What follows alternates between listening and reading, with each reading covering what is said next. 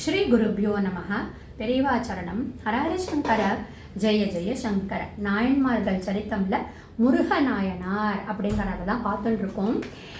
நவ பக்தியை பார்த்தோம். ஏன் இதை பக்தி நவ விதமான பக்தியை சொன்னோம் அப்படின்னா, அதில் வரக்கூடிய அர்ச்சனம், ஒரு பூவை போட்டு ஆராதனை பண்ணியே அர்ச்சனை பண்ணியே ஒருத்தர் நாயன்மார் ஆறார் அப்படின்னா அது இந்த முருகநாயனார் அப்படின்றத பார்த்துன்னு வந்துட்டோம். அதில் திருப்புகளில் வரக்கூடிய ஒரு திருப்புகளையும் நம்ம பார்த்தோம். தலைவலி மருந்தீடு அப்படின்னு ஆரம்பிக்கக்கூடிய அந்த திருப்புகளில் உலைவர விருப்பமாக நீழ்கலவின் வாசமலர் வகை வகை எடுத்தே தொடா மாளிகாவரணம் உனதடி நீர் சூடவே நாடு மாதவர்கள் இருபாதம் அப்படின்னு வருது.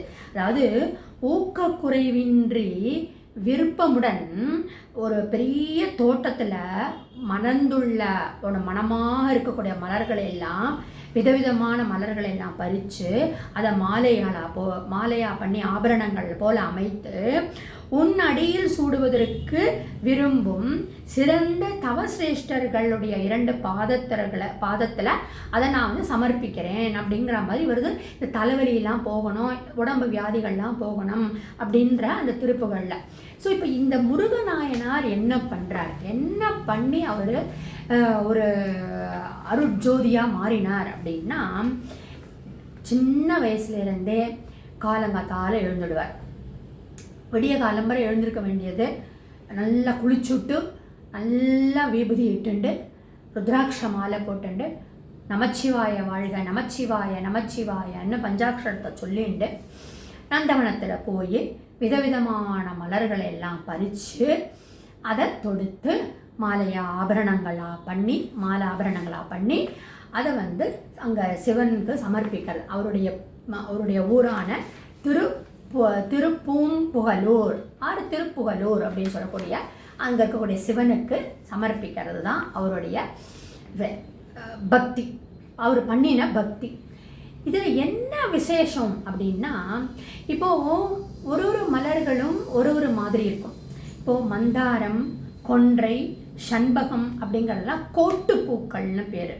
நந்தியாவட்டை, அலரி, வெள்ளருக்கு இதெல்லாம் வந்து தும்பப்பூ, இதெல்லாம் நிலத்தில் கிடைக்கக்கூடிய பூக்கள். மல்லி, முல்லை, சாம்பந்தி இதெல்லாம் வந்து கொடி பூக்கள். தாமரை, நீலோத்பலம் அப்படிங்கிறதெல்லாம் தண்ணீர் பூக்கள். ஸோ இது என்னன்னா, இது எல்லாத்தையும் எடுத்து ஒவ்வொன்றா ஒவ்வொரு மாதிரி ஒன்றை தொடுக்கணும், ஒன்றை கட்டணும். இந்த மாதிரி அந்த பூக்களுடைய தன்மைக்கு ஏற்ற மாதிரி இது பாருங்களேன், பூ பொறிக்கிறது கூட ஒரு நயம் இருக்குது. அந்த முருகநாயனார் ஒரு வண்டு உட்காண்டிருந்தது அப்படின்னா அந்த பூவை பொறிக்க மாட்டார். அவ்வளவு பக்தி ஸ்ரத்தையோட அந்த பூக்கு வலிக்குமா, எதழுக்கு வலிக்குமா, அந்த செடிக்கு வலிக்குமான்ற மாதிரி அவ்வளவு கேர்ஃபுல்லாக பறித்து தொடுக்க வேண்டியதை தொடுத்து கட்ட வேண்டியதை கட்டி அழகாக ஒரு காலம் இல்லை, 2 காலம் இல்லை, 6 கால பூஜைக்கும் அவர் சமர்ப்பிச்சுருந்தார். இதுதான் அவர் பண்ணின தொண்டு. ஆனால் சதா சர்வகாலமும் நமச்சிவாய நமச்சிவாயன்னு வாயில் சொல்லிகிட்டே இருந்தார். நாம் ஆல்ரெடி பார்த்தோம், இந்த மலர்களே வந்து சத் சித் ஆனந்தமயமானது அப்படிங்கிறத நேற்று பார்த்தோம். இந்த மலருடைய நிறம் வந்து சத்தாகவும், வடிவு வந்து சித்தாகவும், அதனுடைய மனம் ஆனந்தத்தை கொடுக்கக்கூடிய சத் சித் ஆனந்தமாக இருக்குன்னு பார்த்தோம்.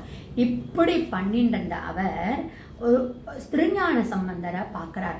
அந்த திருஞான சம்பந்த திருப்புகலூர் வந்த உடனே இவருடைய அந்த சேவையை பார்த்து அப்படி மெச்சி, அப்படி ஒரு புகழ்ந்து, இப்படி ஒரு நாயன், இப்படி ஒரு மனிதரா அப்படின்னு வியந்து, அந்த கட்டுற அழகு என்ன, பொறிக்கிற அழகு என்ன, மாலையா ஆபரணம் மாதிரி நான் சொன்னேன், ஆபரணம் மாதிரி பண்ணுறது என்னெல்லாம் பண்ணி கொடுத்தாருன்னா, அந்த திருஞான சம்பந்தருடைய பையனுடைய கல்யாணத்தில் அப்படியே ஒரு முருகநாயனார் ஜோதியாக சிவபெருமானோட கலந்தார்.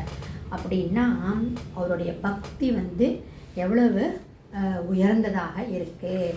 அந்த அர்ச்சனை பண்ணியே ஒரு நாயன்மாரானார்ன்றத வந்து ஈசன் ஏரமர் கடவுள் இன்முகு தெந்தையம் பெருமான் பூசு மாசில் வெந்நீர் பொலிவுடை பூம்புகலூரில் மூசு வண்டரை கொன்றை முருகன் முப்போதும் செய்முடிமேல் வாச மாமலருடையார் வர்த்தமானீஸ்வரர் தாரே அப்படின்னு அந்த இருக்கக்கூடிய சிவனுக்கு அர்ச்சனை பண்ணி ஒரு அருட்ஜோதியாக சிவனோட கலந்துட்டார் அப்படின்னா அது நம்ம பக்தி எப்படி இருக்கணும் அப்படிங்கிறதுக்கு ஒரு உதாரணமாக இந்த முருகநாயனார் திகழறார்.